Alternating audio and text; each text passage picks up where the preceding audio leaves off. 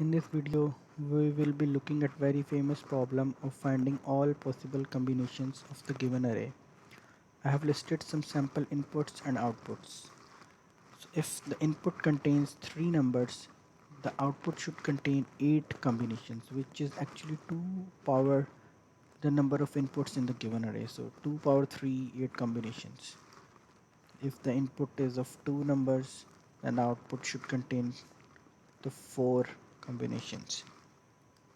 Now let's look at the pseudocode of generating these possible combinations. Let's take 1, 2, 3 as our input array and create an output from here. So to start, we can put an empty array in the output. Now start picking numbers from the array. First number in the array is 1.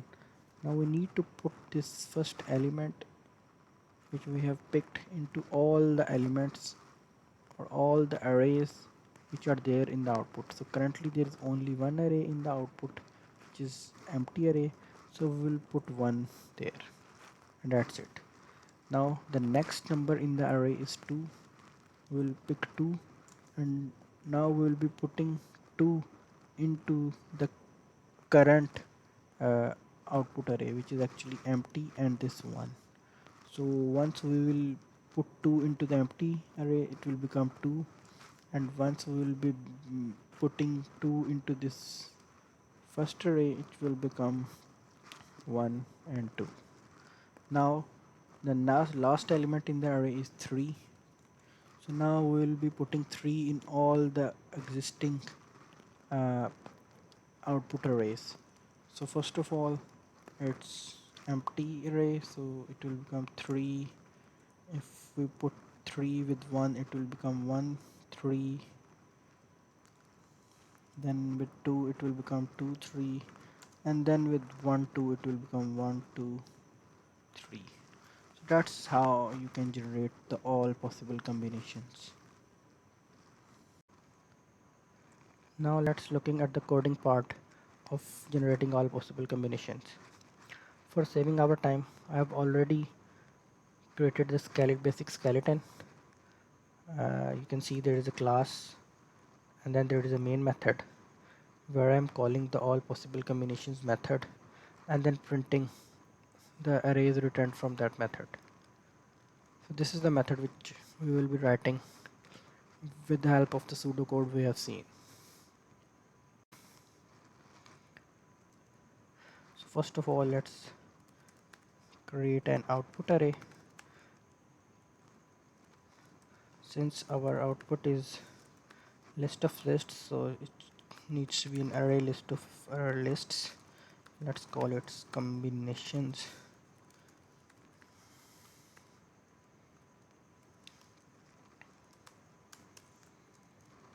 And now we can simply return this at the end.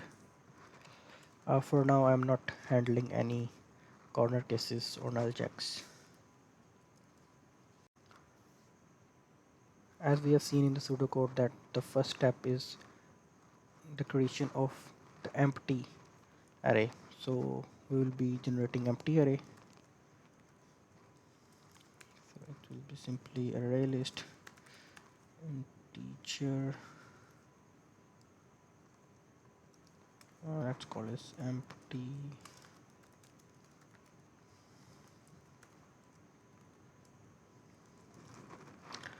And we can put this empty array into our output array.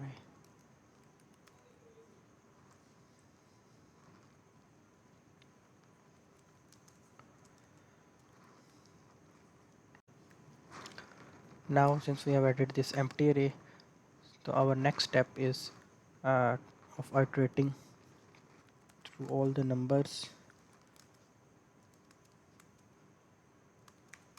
Let's iterate through our given array. Now the first step here will be to see how many elements we currently have in our output array. As we know from this step, we currently have an empty array, so we will be picking the element 1 and will be putting into that array, empty array. So firstly let's see what's the size we have of the output array. We can simply use combinations.size method to see what's the size of it.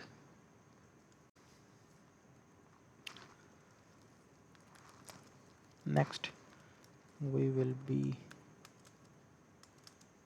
iterating through all the elements of the output array and we'll be adding the current element into it. Let's create a new combination array which actually will be the first element from the output array, and through the loop it will iterate through all the elements of the output array and will keep on adding the current element into it.